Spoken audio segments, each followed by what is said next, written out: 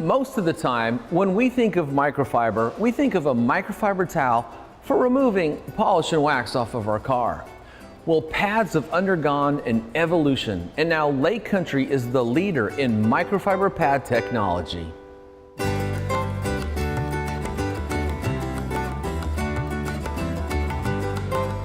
We're here in Oconomowoc, Wisconsin. Hi, Mike Phillips with AutoGeek.com, and I'm with Dave Patterson, the Technical Manager of New Product Development here at Lake Country. And Dave, I gotta tell you, I've been in the detailing world all my life, and microfiber pads are one of the newest things to come out to make polishing paint and a lot of other surfaces not only faster but easier with better results. What does Lake Country have that you can share with us today when it comes to microfiber pads? Yeah, this is our new two-step microfiber pad cutting and polishing system.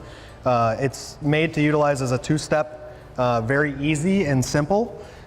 It's color-coded with white as cutting and black as polishing. Black has always been associated with polishing since I've been in the detailing world, so it makes it really easy to understand what each pad is for, even if you only know what the black one's for. It kind of, pushes it out, so that can only be a cutting pad, right? Dave, let's go deep. What makes your microfiber pads unique? Well, one of the things is that we did a lot of research and development on for 2.5 years or so.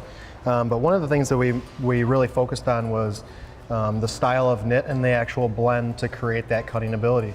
Microfiber works fantastic, but there's a big difference in what the pad can do based on those things. So polyester is the majority of the material that makes up a microfiber, and that creates a lot of drag, and it's an abrasive, and it creates a good cutting ability. So this pad actually utilizes multiple types of polyesters in order to retrieve that. Yeah. Don't they refer to that as polyamide, or is it polyester? It is actually polyester, and the other component to that is polyamide, or polyimide. The polyimide makes it a little bit more absorbent, and it softens it. Got it.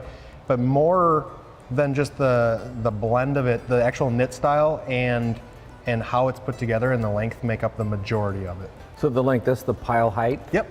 Okay, so, and then this seems really dense, and so does that one. Like there's a lot of fibers per square millimeter, square inch on this thing. Yeah, absolutely. It's hard to compare it to a towel if you would consider your GSM or your grams per square meter.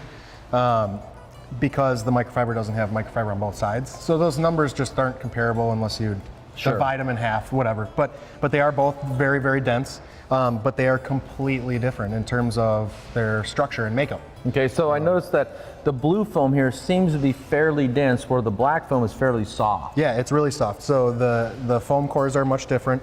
The blue pad, or the blue foam, is used in this pad because it's extremely consistent with heat.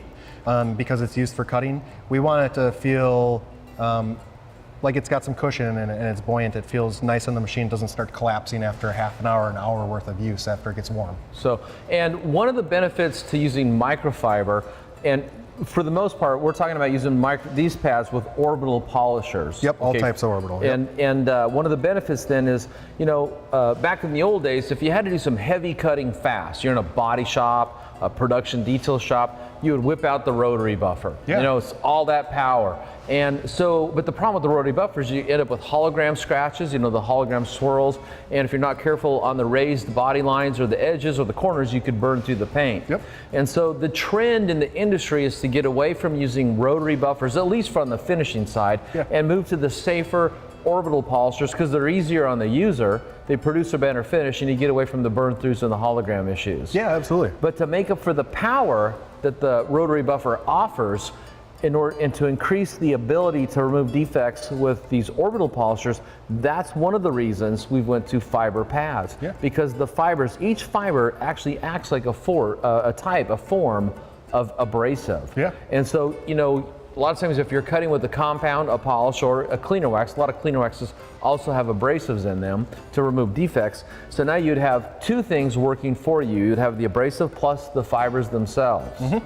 But because these are microfiber, which like a towel is soft and gentle to the finish, it's not coarse and scouring the paint like a traditional wool pad when you're cutting and compacting with the rotary. Instead, you're removing defects kind of in a very gentle way. Is that how you would explain that? Yeah, absolutely. I mean, you have your abrasive ability of the fibers themselves, but what's interesting is microfiber has very, very fine split fibers. You know, polyester is technically plastic, so with microfiber, you're able to take something like plastic and make it feel extremely soft. Yeah. So the advantage is there's so many little strands, and once you get your pad primed where it's got your liquid abrasive on it, the abrasives coat all those little strands. So your cutting ability is really maximized on a DA polisher.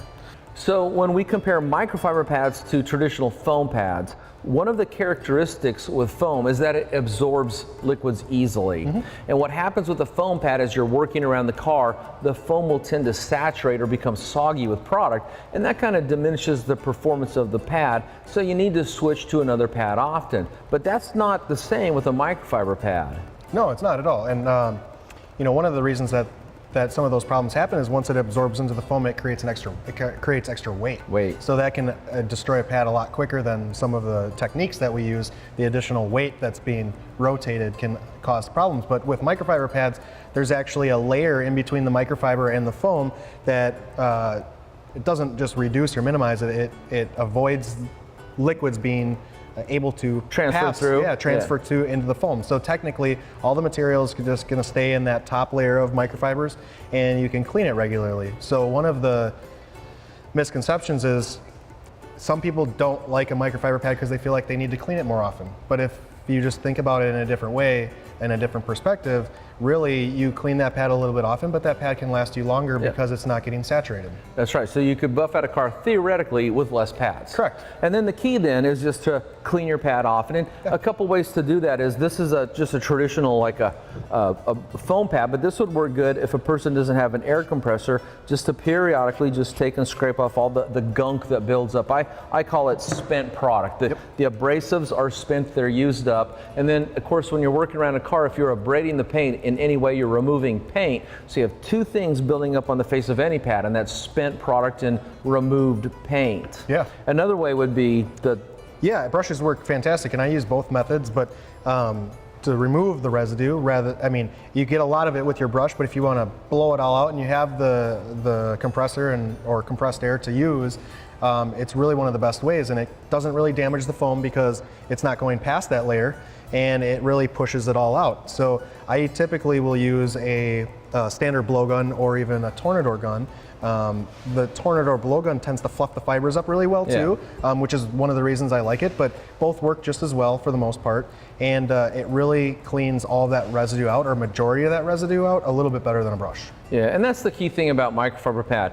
Clean your pad often, so when you put fresh product on, you're not diluting it or polluting it. Yeah, and one of the main things that I guess I wanted to touch base on is just how you prime the pad. So with 2.5 years of testing them, one of the things that we did was prime pads. And what I found, regardless of which pad you're using, I will spray, you can use any type of water. I have a water filter in my shop, so I spray deionized filter just out of a spray bottle, and I actually rub the pad in with water. And what it does is, if you spray it with water before any liquid polish or compounds touch, it actually helps spread those fibers apart, so it won't mat down as fast. And I noticed a significant difference by priming with water. Okay, little tip there from Dave on how to prime using water first, then the product that you're going to use. Yeah. Okay, well, you know, you've got two different types of pads here, one for major correction, your cutting pad, then you got your finishing pad. Yep. And these can be used on any type of orbital polisher. And where can people get more information about the Lake Country microfiber pads? You can find all the details on our website at www.lakecountrymfg, as in manufacturing.com. And of course, they come in different sizes too. Yeah, we have a full range of sizes from a 1-inch pad all the way to a 6-inch backing plate. So everything you need to switch over or start using microfiber pads. It's amazing technology. It's great to see all these changes come to our industry. It's amazing.